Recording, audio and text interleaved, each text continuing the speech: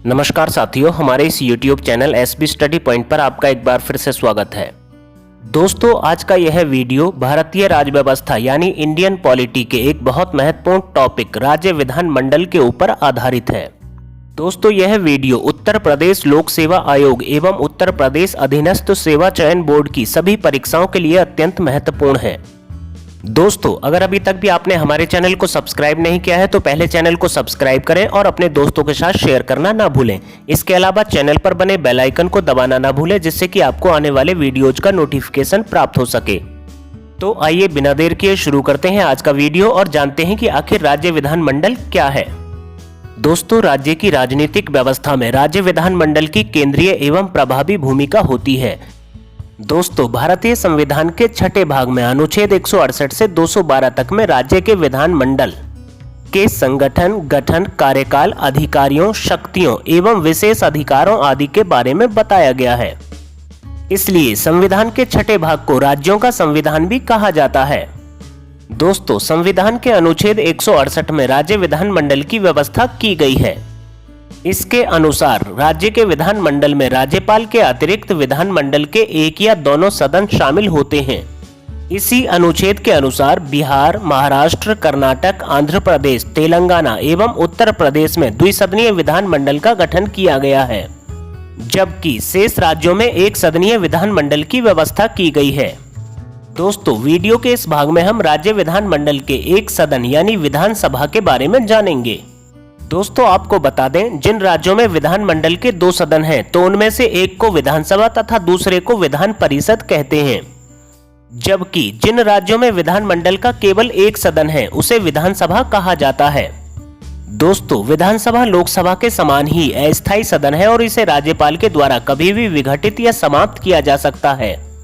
इसके सदस्यों का चुनाव भी लोकसभा के समान ही जनता द्वारा प्रत्यक्ष रूप से किया जाता है। अनुच्छेद 170 के अनुसार राज्य की विधानसभा में सदस्यों की अधिकतम संख्या 500 व न्यूनतम संख्या 60 हो सकती है।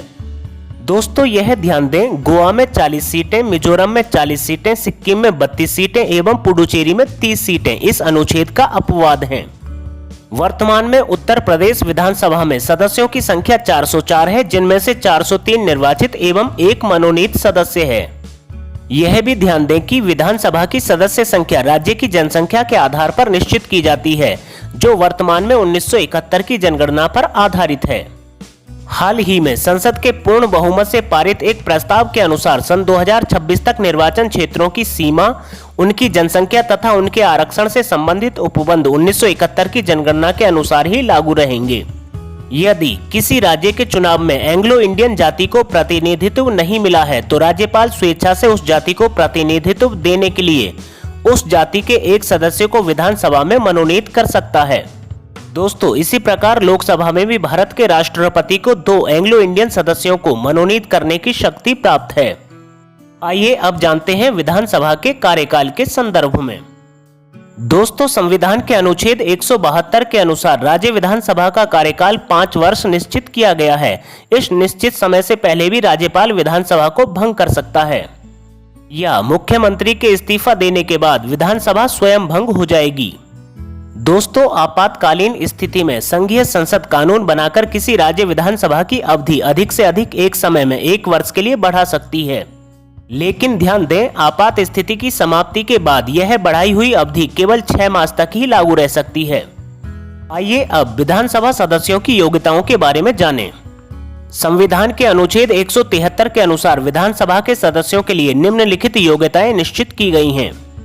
प्रत्याशी भारत का नागरिक हो, विधानसभा के लिए उसकी आयु 25 वर्ष या उससे अधिक होनी चाहिए, वह संसद द्वारा निश्चित सभी योग्यताएं रखता हो, वह भारत सरकार व राज्य सरकार के अधीन किसी लाभ के पद पर आसीन नहीं होना चाहिए, वह किसी भी न्यायालय द्वारा पागल घोषित न किया गया हो और वह दिवालिया नहीं होना चाहिए।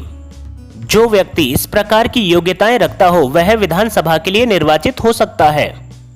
यह ध्यान दें, इन योग्यताओं के अतिरिक्त कोई भी व्यक्ति विधानमंडल के दोनों सदनों का सदस्य एक साथ नहीं रह सकता है और न ही एक से अधिक राज्यों के विधानमंडलों का सदस्य बन सकता है। चुनाव के पश्चात कोई भी सदस्य सदन की अनुमति के बिना लगातार 60 दिन सदन के अधिवेशन से अनुपस्थित नहीं रह सकता है। यदि कोई सदस्य इस नियम का उल्लंघन करता है तो उसकी सदस्यता समाप्त कर दी जाती है। साथ ही विधानसभा का सदस्य निर्वाचित होने के लिए आवश्यक है कि संबद्ध व्यक्ति जन प्रतिनिधित्व अधिनियम 1951 की शर्तों को पूरा करता हो। दोस्तों आपको बता दें 1988 में इस अधिनियम में संशोधन किया गया था और ऐसी व्यवस्था की गई थी कि आतंकवादी गतिविधियों, तस्करी, जमाखोरी, मुनाफाखोरी, खाद्य पदार्थों तथा दवाओं में मिलावट करने वाले और महिलाओं के खिलाफ अत्याचार करने वाले व्यक्तियों को इस अधिनियम के प्रावधानों के अनुसार चुनाव में भाग लेने से वंचित कर दिया गया है। आइए अब जानते हैं विधानसभा के अधिकारियों के बारे में। संविधान के अनुच्छेद 178 के अनुसार विधानसभा के सदस्य अपने में से किसी एक सदस्य को अध्यक्ष तथा अन्य को उपाध्यक्ष पद के लिए चुन लेते हैं। आइए अब अध्यक्ष एवं उपाध्यक्ष के कार्यकाल के बारे में जानें। अनुच्छेद 179 के अनुसार अध्यक्ष को विधानसभा के कार्यकाल तक अर्थात 5 वर्षों के लिए निर्वाचित किया जाता है। दोस्तों आपको बता दें विधानसभा भंग हो जाने पर उसे अपना पद त्यागना नहीं पड़ता, बल्कि वह नवनिर्वाचित विधानसभा के प्रथम अधिवेशन होने तक अपने पद पर बना रहता है। अगर यदि अध्यक्ष विधानसभा का सदस्य न रहे तो उसे अपना पद त्यागना पड़ेगा। इसके अलावा वह स्वेच्छा पूर्वक भी अपने पद से त्यागपत्र दे सकता है।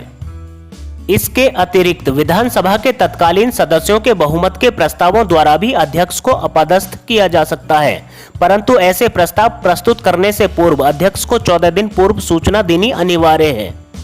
आइए दोस्तों अब जानते हैं बहुत महत्वपूर्ण गणपूर्ति या कोरम पूर्ति के बारे में। दोस्तों गणपूर्ति या कोरम पूर्ति सदस्यों की वह संख्या है जो किसी सदन की कार्यवाही के लिए आवश्यक है।